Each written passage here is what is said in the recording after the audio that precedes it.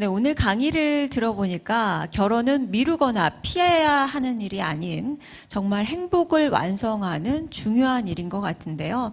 다만 오늘 강의에서도 많이 강조가 됐지만 세대 간의 소통은 꼭 필요할 것 같습니다. 자, 그래서 조금 더 이야기 나눠보도록 하겠습니다. 오늘 좋은 강의 들려주신 박수경 대표님 다시 한번 자리로 모셨습니다. 자, 와그라그 토크 시간 가져보겠습니다.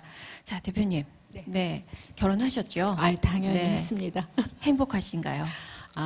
사실은 힘든 시기도 많았지만 이제 와서 돌이켜보면 그런 시간이 있었기 때문에 지금이 있는 게 아닌가 싶고요. 그래서 행복합니다. 네. 많은 또 젊으신 분들이 앞서서 강의에서도 그랬지만 좋은 사람 만나면 결혼할 거야 라고 이야기를 한다고 하셨어요. 근데 좋은 사람 어떻게 만나야 되나요? 그러니까 좋은 사람이 하늘에서 뚝 떨어지는 게 아니에요. 내가 좋은 사람을 만나려고 얼마만큼 노력을 했는지에 달려 있고요.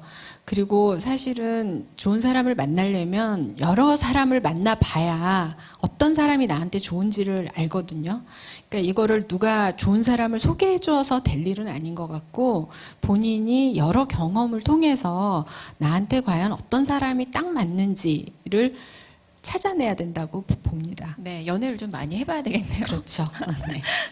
무엇보다 이제 결혼정보 회사에 계시니까 결혼정보 회사를 이용하시는 그런 분들이 좀 많은지 이게 또 성공 확률이 어느 정도 되는지도 궁금하고 이게 비용을 지불하는 거니까 선뜻도 하고 싶어도 못 하시는 분들도 계실 것 같고요. 또 유의점들도 좀 알려주세요. 네, 저한테 제일 많이 하는 질문 중에 또 하나가 그 결혼정보회사에서의 성공률은 얼마냐라고 묻는데요.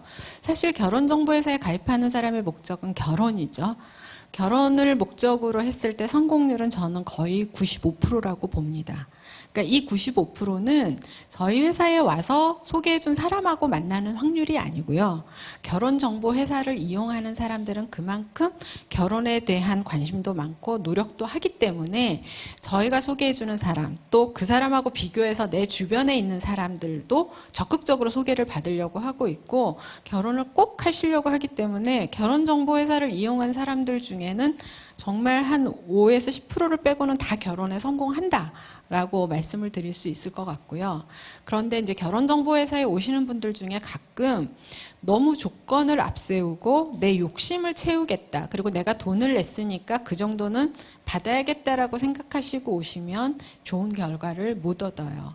근데 제가 아까도 말씀드렸다시피 이 사람 저 사람 여러 사람들을 만나보고 어떤 사람이 나한테 맞는지를 좀 찾아봐야겠다. 그런데 요즘 우리나라 세태가 아무나 하고 소개를 받기도 힘들고 또 결혼을 전제로 했을 때 너무 아무것도 모르는 상태에서 소개받는 게 두려우신 분들은 그 주변 정보들을 다 듣고서 사람을 만날 수 있다는 장점이 결혼정보회사에 있기 때문에 그런 것들을 10분 활용하겠다라는 마음으로 오시면 좋은 배우자를 만날 수 있을 거라고 말씀드릴 수 있겠습니다. 그만큼 뜻이 있으면 또 길이 있을 것 같고요. 또 결혼하려는 의지가 확실하게 있는 분들이 가입을 하시는 거니까 성공 확률도 높은 것 같네요.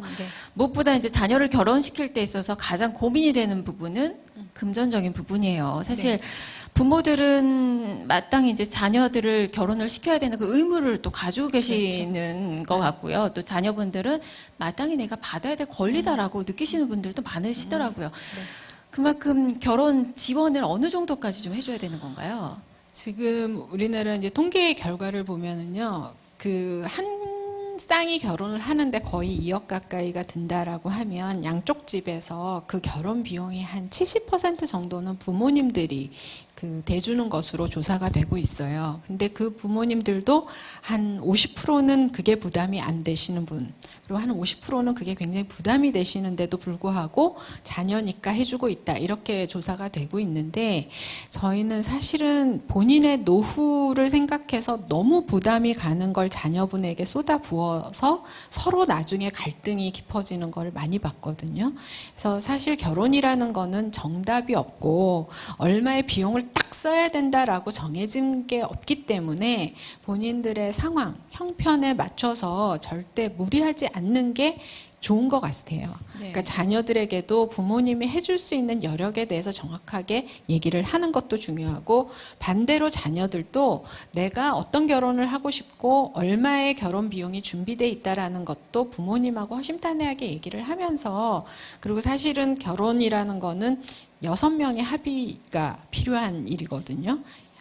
신랑 신부와 양쪽 부모님들, 그래서 이 6분들이 모여서 굉장히 지혜를 짜면서 서로가 괜히 남 보여주기식 내지는 그 허례허식이라는 부분에 대해서, 그리고 그날 하루 정말 좋지 않고 빛내고 하는 부분에 대해서는 이제는 좀 지양을 하시고 실속 있게 결혼을 생각하셔야 서로가 다 길게 행복할 수 있을 거라고 생각이 듭니다. 네, 요즘 또 스몰 웨딩도 많이 하니까 이런 부분들 참고를 해보셔야 될 것 같아요. 자, 끝으로 우리 시니어분들께 마지막 조언의 말씀 좀 부탁드릴게요. 제가 시니어분들에게 드리고 싶은 얘기는 그 자녀에 대한 기대를 너무 높게 갖지 마시라는 말씀 드리고 싶고요. 무엇이 우리 자녀한테 제일 중요한가, 정말 무엇이 중요한지 얘기처럼 자녀가 행복한 데 있어서 뭐가 중요한지, 괜히 부모님 눈높이 맞추라고 자녀를 올가매고 있는 건 아닌지, 또는 자녀의 인생에 있어서 너무 내가 끼어들어서 감나라 배나라를 하고 있는 건 아닌지, 부모님은 살아오신 지혜로 가이드만 주시면 되고 결혼과 관련된 의사결정은 자녀에게 맡겨주십사 하는 말씀을 드리고 싶습니다. 알겠습니다. 정원님 말씀 잘 들었습니다. 고맙습니다. 감사합니다. 네, 해피투마로우 시즌5 벌써 두 번째 시간 마무리를 지어볼 시간인데요. 무엇보다 오늘 결혼 전략에 대해서 이야기를 하면서 느꼈던 그 생각은, 결혼은 적당한 짝을 찾는 게 아니라 내가 적당한 짝이 되어야 되겠다라는 그 생각이 많이 들더라고요. 자, 그만큼 결혼을 통해서 부족한 부분을 채워주고 행복을 완성해가는 그런 과정이 아닐까 싶습니다. 자, 이런 부분에 대해서 자녀와 부모 간에 많은 의사소통을 해볼 수 있는 그런 시간이 되셨길 바랍니다.